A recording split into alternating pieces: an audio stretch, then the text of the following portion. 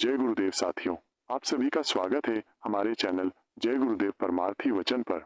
यहाँ हम आपके लिए लेकर आए हैं बाबा जय गुरुदेव जी महाराज के वचनों के अनुसार यमलोक के मार्ग का वर्णन। तो आइए जानते हैं कैसा होता है यमलोक और यमलोक का मार्ग। यमलोक के मार्ग का वर्णन। एक शिष्य अपने गुरु से पूछते हैं, यमलोक का मार्ग बड़ा दुर्गम है, वह सदा दुख और क्लेशों को देने वाला है तथा समस्त प्राणियों के लिए भयंकर है। उस मार्ग की लंबाई कितनी है और मनुष्य उस मार्ग से यमलोक की यात्रा किस प्रकार करते हैं? हे गुरुदेव, कौन सा ऐसा उपाय है जिससे नरक के दुखों की प्राप्ति न हो? गुरुदेव उत्तर देते हैं, संसार भाव के प्राणी अपने अपने स्वतंत्र स्वभाव में बहते रहते हैं। वे गुरुजन, माता, पिता और बड़े सज्जन आदि से दूर रहते हैं और उनकी आज्ञा के पालन में सर्वदा अवहेलना करते रहते हैं। इसी प्रसंग में मैं यमलोक का भी वर्णन करूंगा। यमलोक और मनुष्य लोक में 86,000 योजनों का अंतर है। उसका मार्ग तपाए हुए तांबे की भांति पूर्ण तपा रहता है। प्रत्येक जीव को मृत्यु के बाद यमलोक मार्ग से जाना पड़ता है। पुण्यात्मा पुरुष पुण्य लोकों में और नीच पापाचारी मानव पाप लोकों में जाते हैं। यमलोक में 22 नरक हैं, जिनके भीतर पापी और दुराचारी मनुष्यों को अलग अलग यातनाएं दी जाती हैं। उन नरकों के नाम ये हैं: 1 नरक, 2 रौरव, 3 रौद्र, 4 शुकर, 5 ताल, 6 कुंभीपाक, 7 महापौर, 8 शालमल, 9 विमोहन, 10 कीटाप, 11 कृमिभक्ष, 12 लालभक्ष, 13 भ्रम, 14 पीप बहाने वाली नदी, 15 रक्त बहाने वाली नदी, 16 जल बहाने वाली नदी, 17 अग्नि ज्वाला, 18 महारौद्र, 19 संदर्श, 20 शून भोजन, 21 घोर वैतरणी, 22 अस्सी पत्र वन।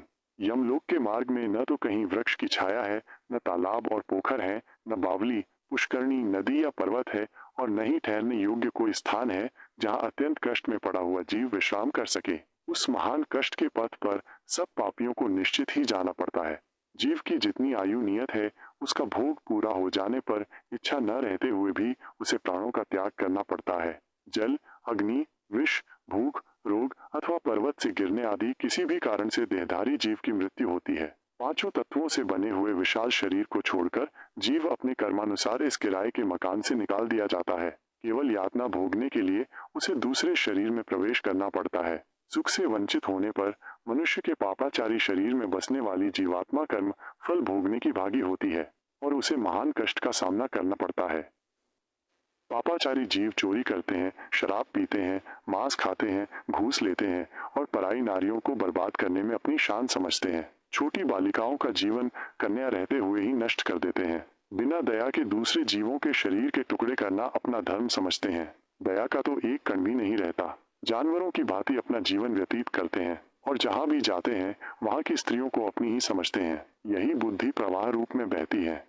वे असत्य में फंसा देना अपनी बुद्धिमत्ता समझते हैं। बिना देखे दूसरों को आरोपी और अपराधी साबित करते हैं। सज्जनों के दुश्मन होते हैं। पर निंदा तो उनकी जुबान पर होती है और स्वप्न में भी पर निंदा की हुंकारी लगाते हैं। वे ग्रंथ, पुराण, रामायण और गीता के विरोधी रहते हैं। सत्संग का प्रचार होने नहीं देते और उसमें सदा निशाचरों की भांति बाधा पहुंचाते हैं। राज्य का उल्लंघन करना उनकी प्रकृति में रहता है। केवल खाना, सोना, ताश आदि जुआ खेलना और व्यसनी वस्तुओं का सेवन करना अपनी पूजा समझते हैं। जो कोई उनसे मिलने जाता है उनसे कहलवा देते हैं कि हुजूर साहब अंदर पूजा कर रहे हैं और हुजूर साहब उसी वक्त चाय आदि पीते या हंसी दिल्लगी करते हैं। जरूरत वालों से मिलना उस वक्त होता है जब वो इनकी पूजा कई हजार रुपयों में करें। अगले वीडियो में हम जानेंगे यमलोक के मार्ग में पापाचारी कुकर्मी जीवों की क्या दुर्दशा होती है।